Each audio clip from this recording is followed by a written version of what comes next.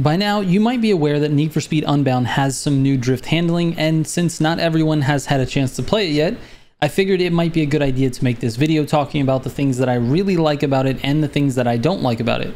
Alright, let's go!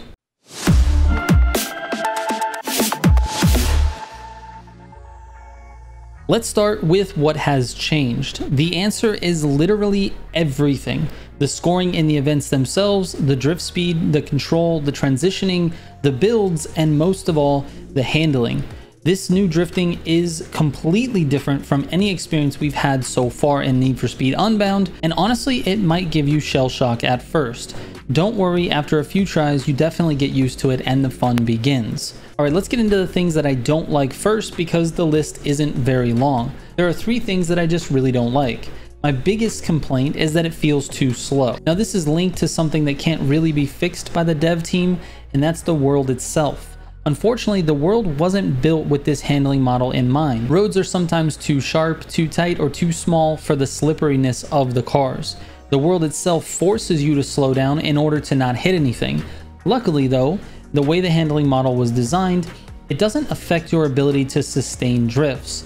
So I will admit this is a little bit nitpicky, but I'd like to go about 50% faster than we do. Next, I feel like the car classes really don't fit the tracks all that well.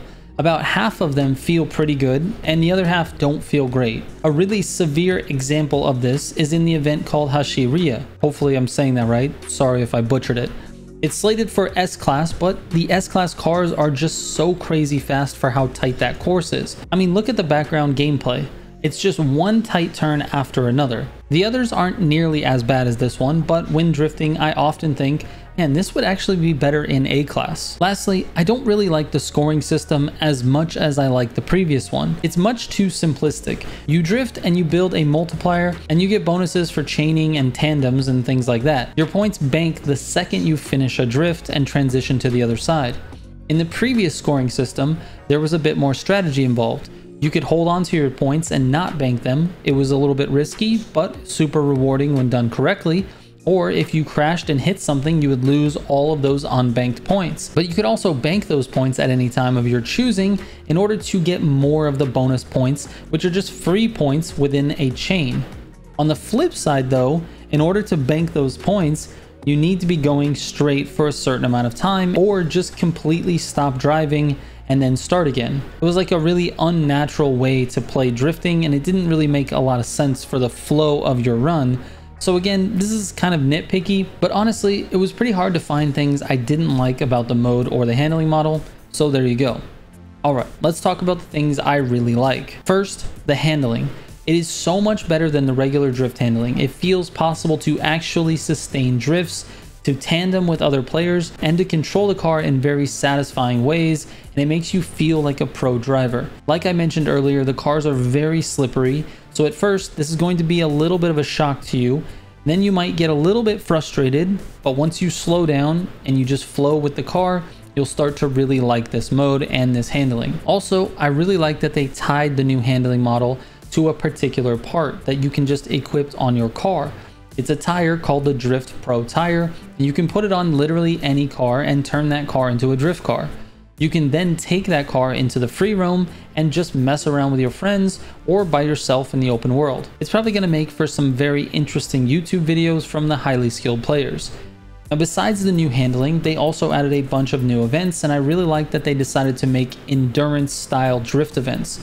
Basically, it's just one long drift trial, and it gives you more time in the car, and since the handling is so satisfying, it's just really nice. I really wish they would give us the ability to start all of the events individually as opposed to playlists of 3 events, and give players the option to restart or quit out. That way players who are grinding a particular event could just keep practicing over and over again. Anyways, that's a subject for another video. Another thing I like is that they brought back the ghosting from the previous mode. I appreciate that I don't have to worry about hitting other players, and after playing for many hours, I still feel that way. Having collisions on would really be too hectic, especially given the track and car issues that I talked about earlier. And lastly, I just love how fun it is. For someone who likes drifting, this new handling model and mode is just so good. It's so satisfying to feel like you're in an endless drift, or have the ability to place your car in super congested spaces but still have the wheels spinning. To me, it captures the feeling of watching a really talented drifter in real life, and it makes me want to make drift montages, which is something I really haven't wanted to do since Need for Speed Heat, which by the way featured pretty bad drift physics. I just really love the game. Alright, so keeping in mind what's actually possible for the team to change, I have a few suggestions on how to improve this mode. Number 1, figure out a way to make it feel faster. I'm not sure if that means that you need to adjust the handling, the tracks themselves, or the track and class relationship, like say change some of the S-Class ones to A-Class, but it would be really nice to feel like we're moving faster than we are. Secondly, I'd like to see more bonuses, like a proximity bonus or a wall tap bonus, or even like a trick bonus where if you did a 360 you would get more points, or even reverse entries into those really tight hairpins. I just want the scoring to be a deeper situation than it is currently. And finally, I think the UI needs to do a better job of letting you know what's actually happening and why. For example, the chaining in the current mode shows you how many drifts you've chained together, but it doesn't show you what effect that has on your score. Same with the near misses and the twin drift bonuses. But all in all, this mode and handling is a crazy improvement to drifting in Need for Speed, and even if they don't change a thing, it is super fun and I will be playing a lot of it. Before you go, please leave your feedback on the new drift mode and handling in the comments so that as a community we can help shape this game going forward. Thank you guys so much for watching. I will catch you on the next one. Trigger out.